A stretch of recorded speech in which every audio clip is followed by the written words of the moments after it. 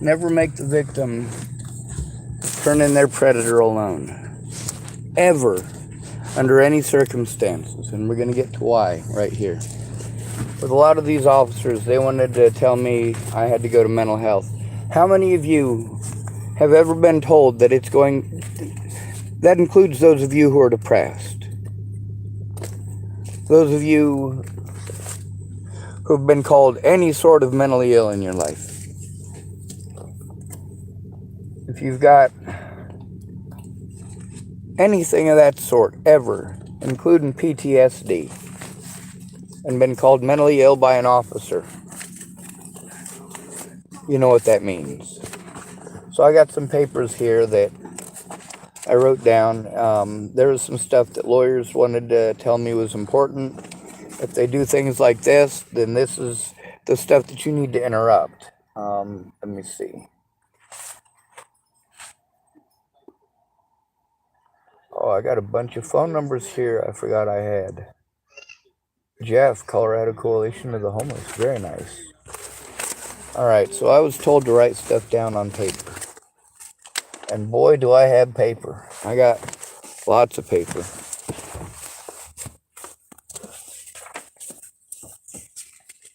When you make the victim go in alone, the cop might say, oh, well, I'm recording it.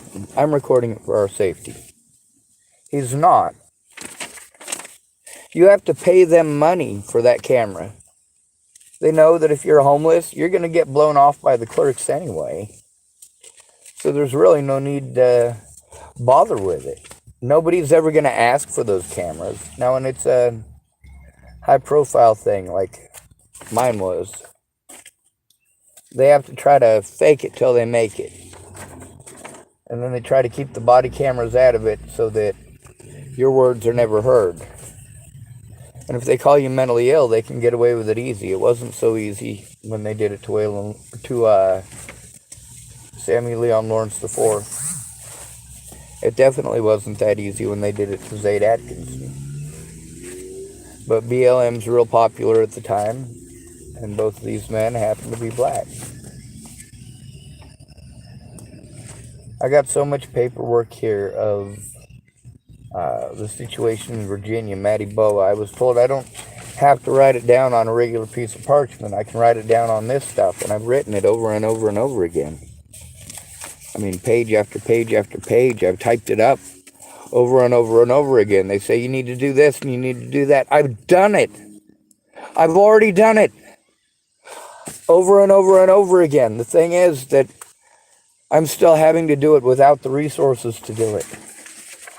This stuff I had to write while I was in jail, because while I was in jail, at least I had a roof over my head, 3 cots, and some time on my hands.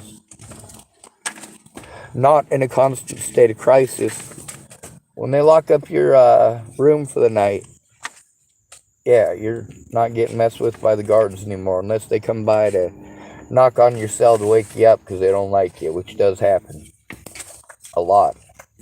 But most nights we weren't getting any sleep anyway. They'd go around to whoever was considered the most mentally ill, and they'd just antagonize the shit out of them. I'm trying to find this piece of paper, which I should have found before I started making this, especially since my wrists are hurting like a mofo.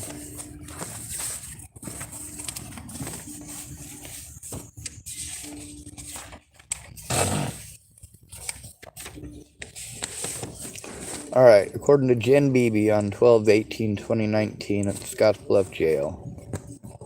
On July 2nd, 2018, Dual County Sheriff's deputies claimed I tried to suicide by cop.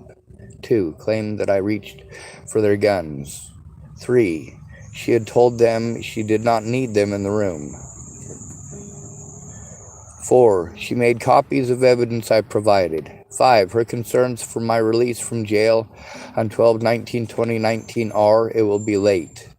6. There is no shelter here. 7. I have no ID, so can't use many services.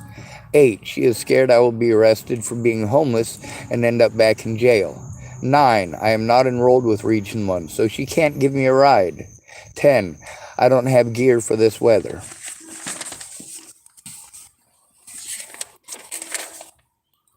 There's also my concerns.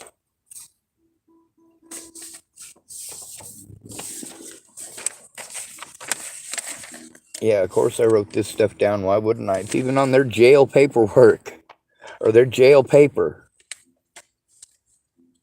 Sean Schwartz, my concerns as of 12/18/2019 at Scottsbluff Jail. I may have a hidden warrant used to prevent those who turn in cops from being released. My computer of evidence in Rawlins might be thrown away or destroyed. See, it's always about my evidence. Anything to keep my evidence from me, any lie, any whatever they can do to cut me off from it and prevent me from having it. They claimed that all sorts of stuff that didn't happen, so that they could steal my computer full of evidence in Rawlins. On the bright side, at least we got those 2 little girls out of a very unsafe situation when the cops didn't want to do jack shit. That's why you record it. If they don't do their job, they're breaking the law. And they don't think it's a major deal. They don't care if it destroys your life. 3, without steady housing, myself and my evidence cannot be taken, stolen, or destroyed too easily. Being stuck in a constantly moving environment, it sucked. By that, I mean I'm constantly being bullied into going somewhere else. I'm not in an area long enough to even get housing before the cops are already fucking with me, and people are already taking advantage of me. 4, without audio recording from jails and institutions, it's my word versus theirs. 5, without ID, I will be denied the right to file a police report. And that happened repeatedly. 6, without ID, I cannot get the services I need. That's true as well. 7, the body camera of Royce Massey may be destroyed before I can requisition it as evidence. 8, Regional West has ownership of at least 4 of the hospitals I was abused in and the controls of the info I need to sue them. 9, law enforcement has much of the evidence I need to sue them. Their body cameras. That's right. That's what's missing here. Their body cameras. Over and over, you make me go in alone. So they break the law, and it's on their body cameras. But what are you going to do about it? What are you, civilians, going to do about it? You're just going to let people harm me for the rest of my life over this. Let's see. Number 10. Jurisdiction only matters one way. So although this took place in many jurisdictions, I will only be allowed one jurisdiction, and law enforcement can do or show whatever they want, including slander. They can slander me in other jurisdictions and use that in my courts here or anywhere else. But I'm not allowed to bring any of that up, ever. I'm not allowed to show evidence of the fact that I was illegally prevented from going to court, that the officers illegally ignored my pleas for help for over a year before Natalie was killed. All they would do is send me to mental health. They would bully me until I wanted my life to end and then try to lock me up on suicide watch. Fuck you, law enforcement.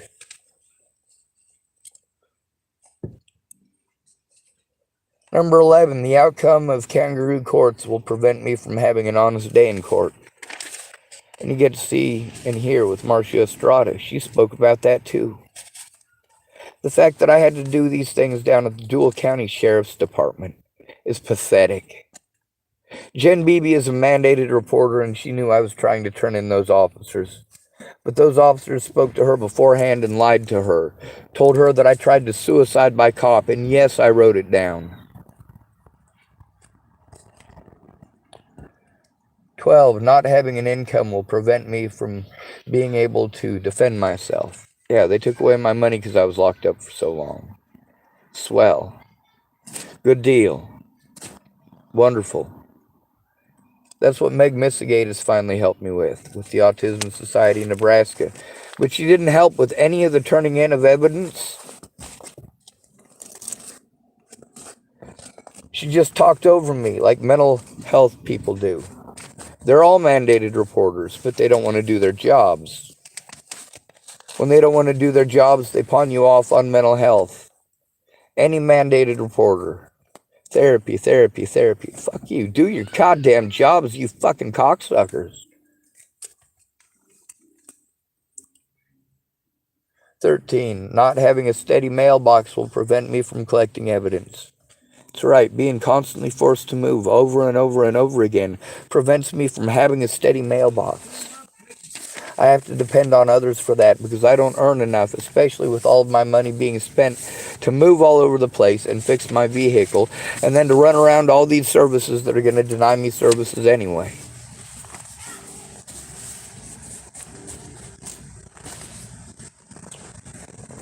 "14. Not having a vehicle or income will prevent me from traveling to court dates. Well, now I have a vehicle and an income, sort of, but I'm probably going to lose it here shortly because nobody's understanding I can't do all of this.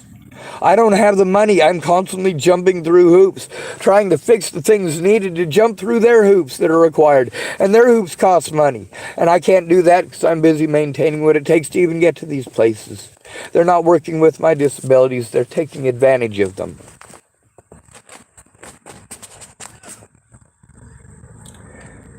15. Not having my phone on will prevent me from making important calls. Not having it at all prevents me from even having people's numbers. And that's the thing. I'm constantly struggling all the time just to make the basic phone bill, and that is my lifeline as an autistic adult. But you know what? I don't have any friends or family who actually care. They only cared to talk about caring. What an oxymoron. 16. The evidence that was lost or stolen or destroyed has already prevented me from having an honest day in court. That's right. When they don't do their diligence and try to get that evidence right away, what happens? Innocent people end up getting harmed. There's more from Scottsbluff Jail. This is page 2 of instance.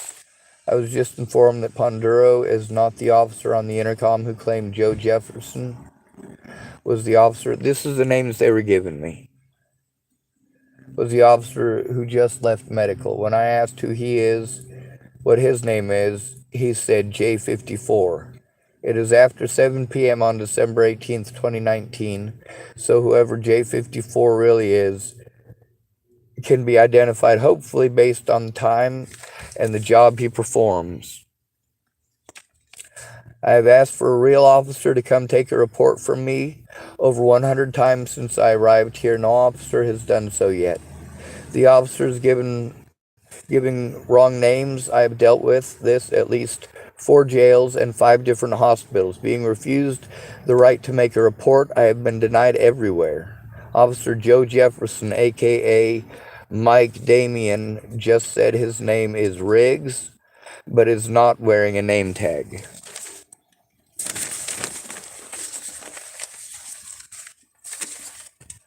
And then they try to threaten you and harass you with arrest when you try to show evidence of what's going on.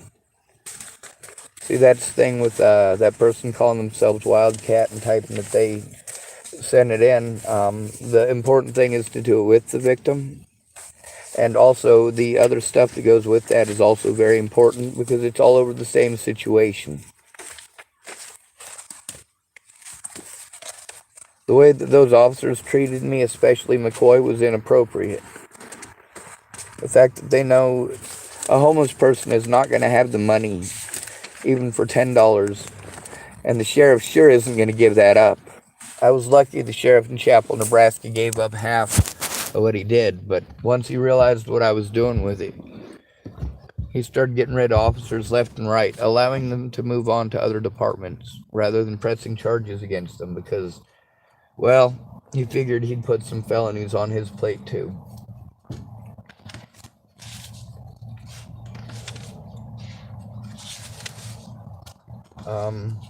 There's a piece of paper in here somewhere, though, where I write down the stuff from the lawyers. Oh, this is all stuff and people who worked at Clearview Behavioral Health. The MHTs are Geffen, Amira, Nora, Anise, Becky, and Blake. Other staff are Shauna, and then there's the nurse practitioner, Catherine, and Paul.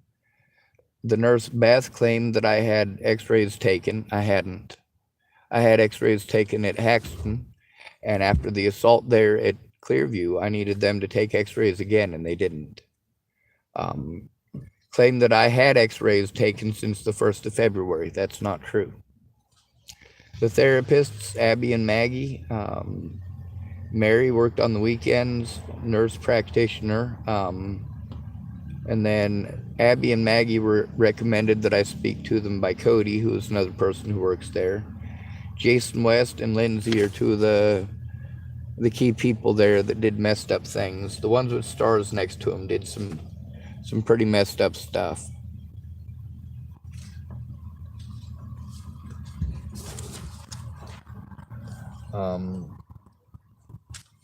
I mean, this is standard procedure when you tell on a cop. When they try to frame you for a crime that you didn't commit. The cops physically assault you, pretend like you attacked them for no reason because you're mentally ill, and the reality is they're going out of their way to cut me off from my friends and family who could have helped, but no, instead it was all about abusing me. Now, the stuff that I've got in here shows crimes from all sorts of law enforcement agencies, as well as by different and various hospitals. Stuff about Waylon Lolatai. I had to find out his name from a watch group called Colorado Donkey Watch. Let's see, snaps with Sun Sensory Overload. I better make sure my phone maintains some battery here. But I mean, I certainly wrote it down.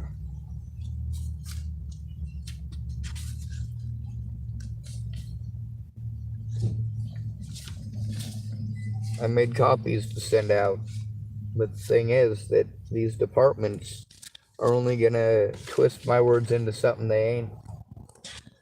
I've even got a couple of court dates that are recorded that show that the officers did that, and so did the judges.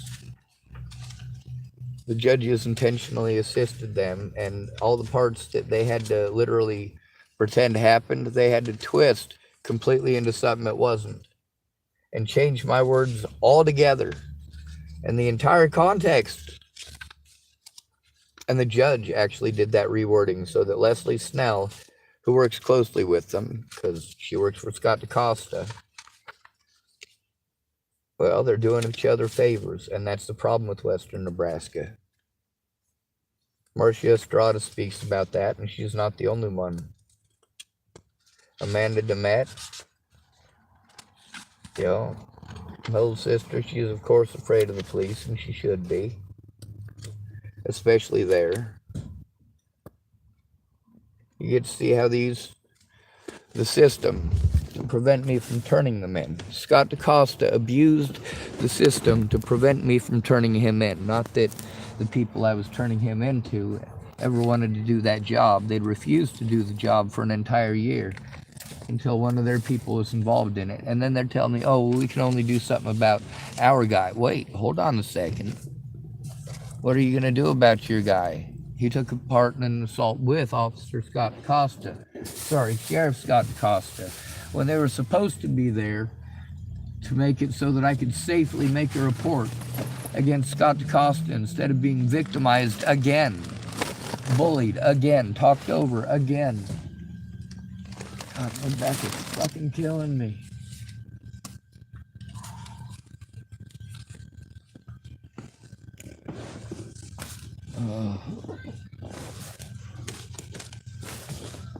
Maybe it's in this pile here. I'm sorry about that. Alright, now the first thing is that officers, when you're trying to turn them in, will abuse mental health. They'll take you to a hospital, tell the hospital you're schizophrenic, or tell them you're on drugs, and magically it all goes away. You're a criminal now. That is how fucking easy it is.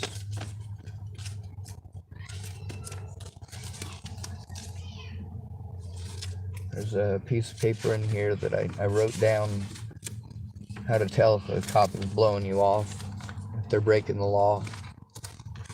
This actually works with most people.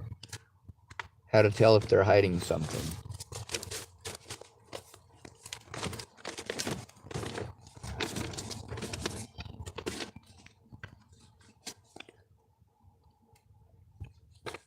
And what's this one for?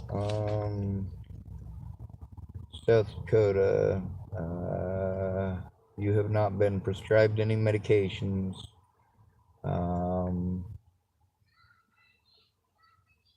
And suicide prevention resources. That's the thing, is that they ignore you until there's something they can construe as you being suicidal, or you actually attempt suicide.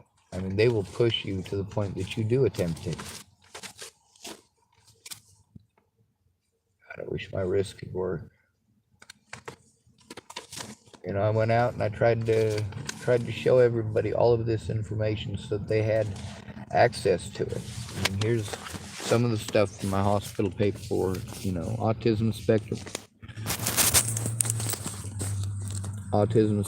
disorder, the attached information like they told me I needed to read.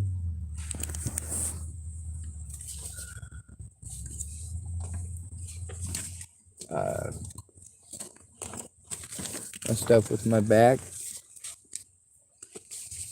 however it's gonna go. I mean, it's all this crap.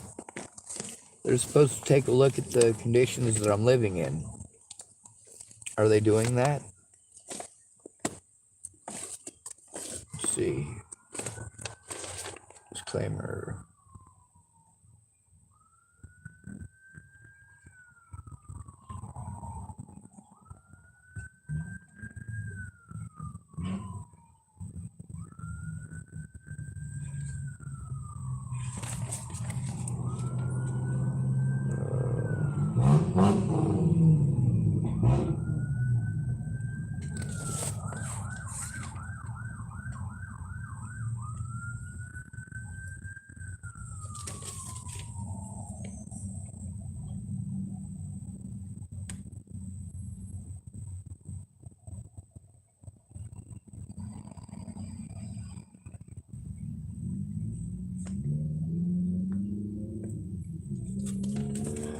All right.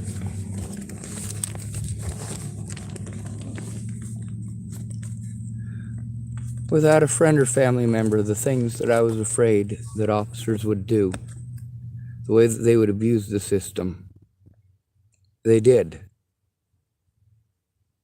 And my friends and family just talked over me through all of it, or ignored me outright and let these people hurt me until I literally screamed for help and screamed for death, my own. All these people who claim that they know and they understand, no, they don't. No, they don't. Here's the thing. They listen to my predators, people who I had been trying to turn in for over a year before Natalie was killed, and then people who had harmed me for almost a full year since Natalie's death. And these people listen to only those people. Not one of my friends tried ever once to turn it in with me.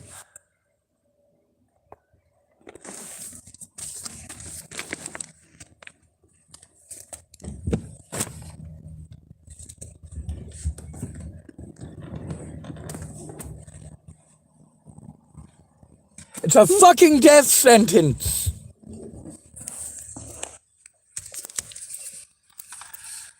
Marcia Estrada stated outright that I was not schizophrenic.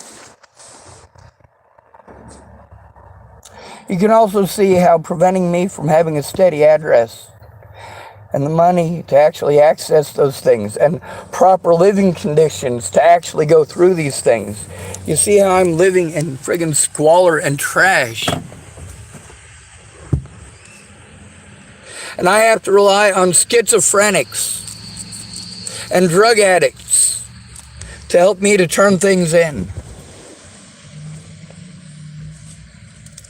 I'm trying real hard to find that important piece of paper, and I'm hurting from looking for it.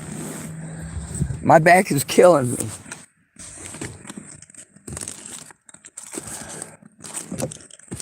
And you don't get that. My back is killing me just from looking for a piece of paper in my car.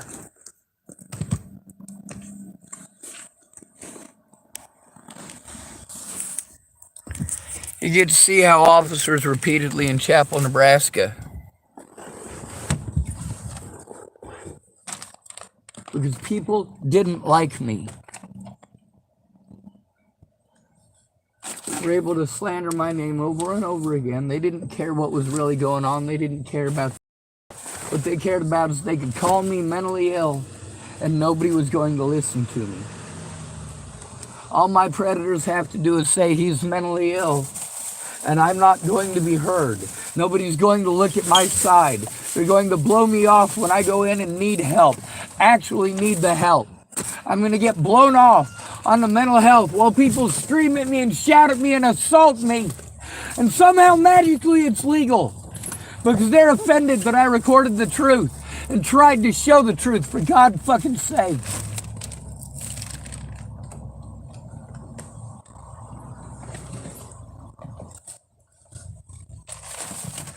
You need a friend or family member to call in with you, and all they want to do is stuff at you.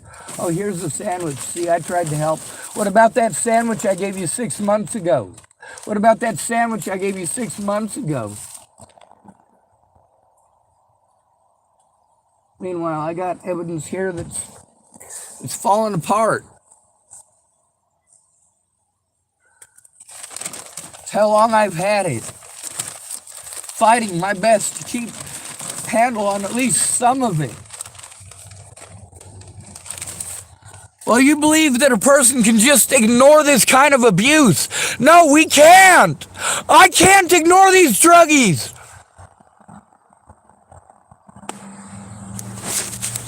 There is no way to ignore these druggies unless you live under a fucking rock. I don't have that luxury. I get taken advantage of because I have to rely on alcoholics and druggies and people with a history of harming myself and others. I'm going to have to redo this video as soon as I find the stuff about the officers. I know it's in here somewhere. I just should have looked it up before I started making this video. Now my fingers, they're not feeling good from going through all this. This isn't a pleasant experience for me. And all it's doing is flipping through papers.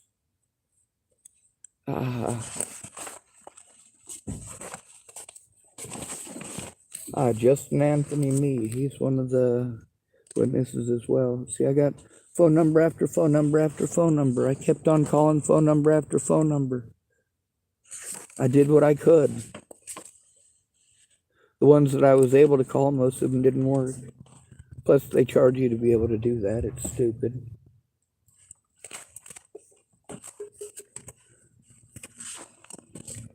And all this stuff here, I had to try to commit from memory. I wasn't able to sit down with my computer and take the screenshots of it and put them with this. And that's the thing that officer yesterday didn't do either. He didn't bother to take it seriously enough. So, I mean, I had to compromise. Thing. I was there for 2 weeks.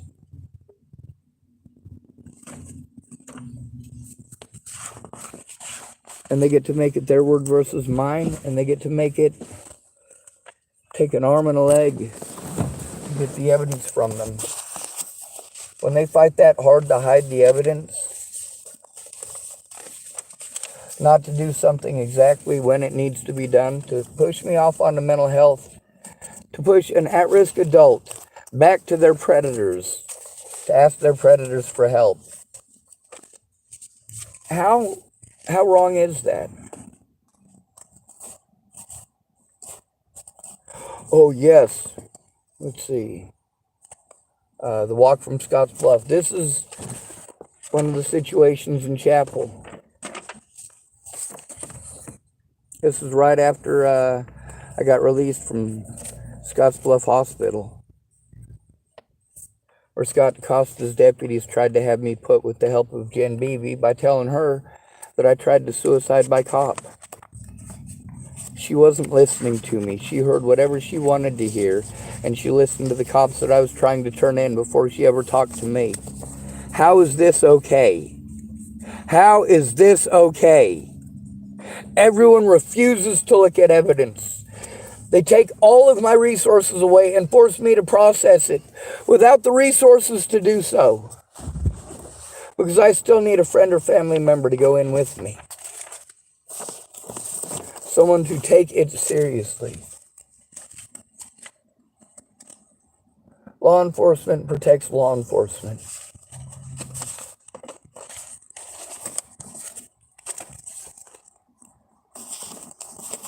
It is not okay that I'm treated the way that I am. But like I said, who's going to stop them? I found it.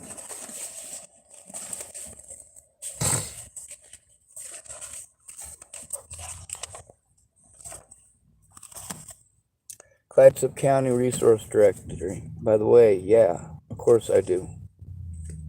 Of course I save names and numbers.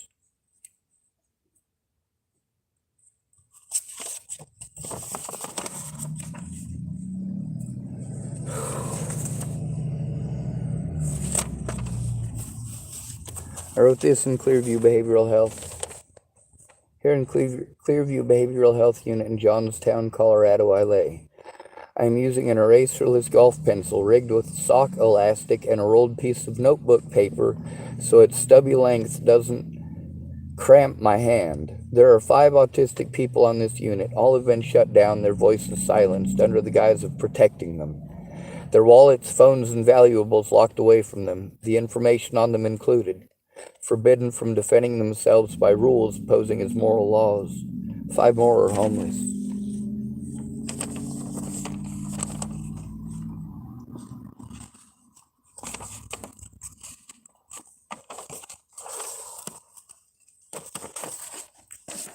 Maybe I could go to Johns Hopkins University. See, it doesn't matter how many of my own mental health professionals I go to that state outright that I'm not schizophrenic. These police don't want to hear that.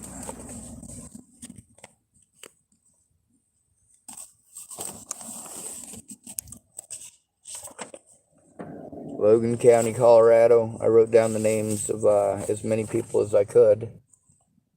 Logan County Sheriff's Department. One of the officers who assaulted me in the Longmont Hospital. That's one of the places that the police told. Alright, so Officer Burke was supposed to call me and investigate the situation with Natalie Bollinger before she was killed. He never called me. He had to leave departments because of that, because if he'd have stayed in the same department, he'd have been in deep shit, and the detectives in Natalie's case would have gone to prison. Yeah, that's how serious it was. Anyway,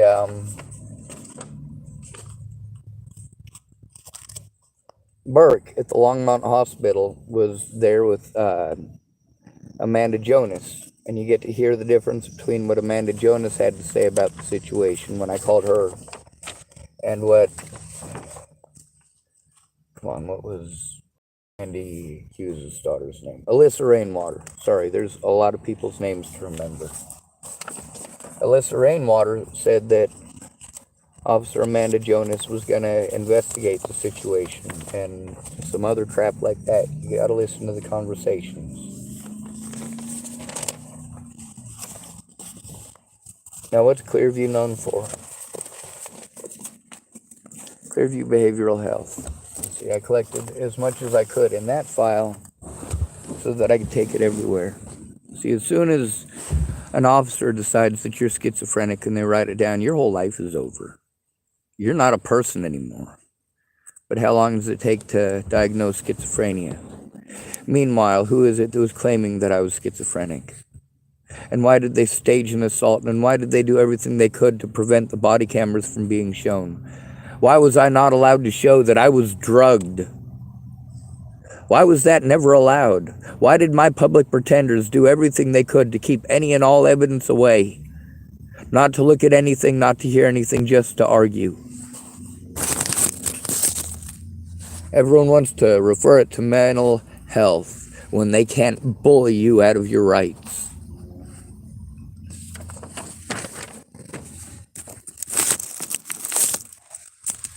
So I'm going to make this video, I'm going to give it to that wild person. WYLDE.